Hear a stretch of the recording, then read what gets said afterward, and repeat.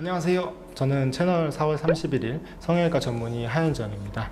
제가 오늘 설명해 드릴 내용은 얼굴의 노화 과정에 대한 전반, 그리고 얼굴의 노화 과정과 실리프팅을 연계해서 과연 어떤 식으로 실리프팅이 효과가 있는지에 대해서 설명을 드리도록 하겠습니다. 실리프팅은 노화로 인해서 우리가 이렇게 처진 조직들, 이러한 것들을 원래 젊었던 위치대로 올려주는 그런 시술을 말하게 됩니다.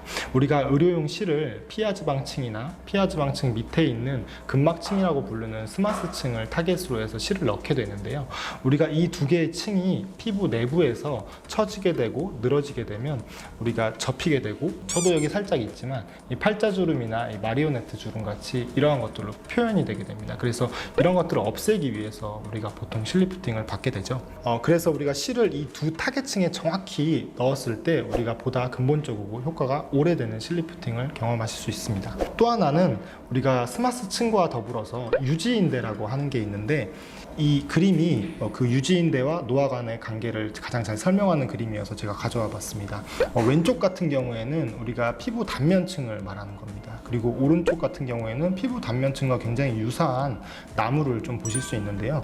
우리가 이 피부 단면을 보시면 뼈부터 피부까지 우리 유지인대가 이렇게 쭉 서 있는 것을 볼 수 있습니다. 젊은 상태일 때는 이 유지인대가 처지지도 않고 그대로 곧게 뻗어 있는 걸 보실 수가 있죠. 근데 노화가 진행되면 아래 그림처럼 피하지방층이나 근막층이 이렇게 떨어지면서 이 유지인대 또한 아래쪽으로 떨어지게 됩니다. 그러면은 이 유지인대가 버텨주지 못하기 때문에 내부의 공간이 커지게 되고, 그러면 우리가 심술보 같은, 심부볼이 처진 같은 현상이 나타나게 되는 거죠. 근데 우리가 실리프팅을 함으로써 조직과 이 유지인대를 원래 위치대로 이렇게 올려주는 효과가 있게 되고, 이러한 것이 실리프팅의 근본적인 효과라고 알고 계시면 되겠습니다. 정리하자면 이제 실리프팅의 목표는 방금 설명한 노화의 과정을 돌기가 있는 실을 이용해서 처진 조직을 원래대로, 젊음이 있었던 원래 위치대로 되돌려놓는 시술이라고 생각하시면 되겠습니다.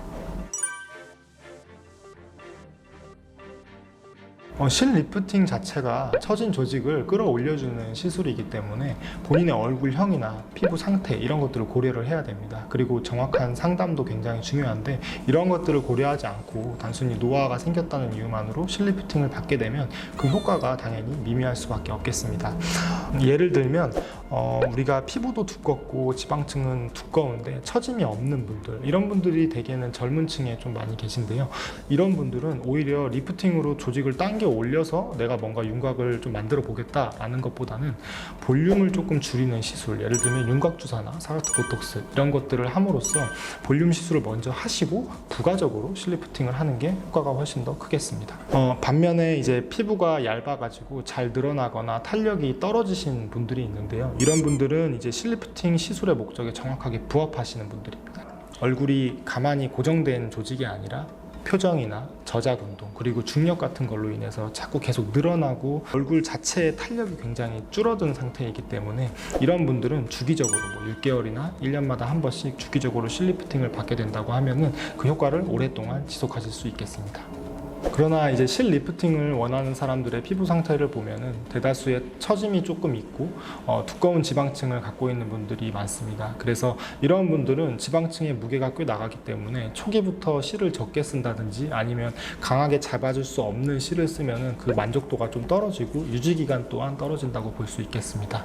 마지막으로는 실리프팅 수술을 수행하는 전문의의 기술력도 그리고 경험도 굉장히 중요합니다. 예를 들면 우리가 동양인들은 서양인에 비해서 광대 부분이 좀 도드라진 분들이 굉장히 많습니다. 근데 이러한 것들을 고려하지 않고 우리가 팔자주름이나 마리오네트 주름을 개선하기 위해서 실의 디자인 자체를 이 광대를 가로질러서 넣게 되면은 이 팔자주름이나 마리오네트 주름은 잘 당겨질 수는 있는데 시술 직후에 보면은 광대 부분이 더 볼록하게 나와서 얼굴형이 이상해지는 경우를 종종 보실 수가 있습니다.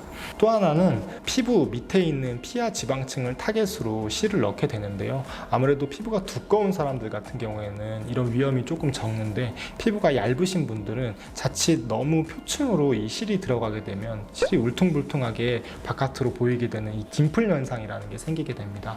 보통 이 딤플 현상은 시술에 어느 정도 따라올 수 있는 부작용이기도 한데 되게 마사지를 하거나 아니면 몇 주 이내로 되게 풀어지기 마련입니다. 근데 피부가 얇아서 딤플 현상이 꽤 심화되는 분들이 가끔 있는데, 이거를 오랫동안 방치되고 괜찮아질 것이다, 좋아질 것이다 라는 말로 시간이 오래 지나게 되면 내부에서 꼭 보조개처럼 이렇게 폭패인 흉터가 만들어질 수 있기 때문에 초기에 좀 적극적인 처치가 필요하겠습니다.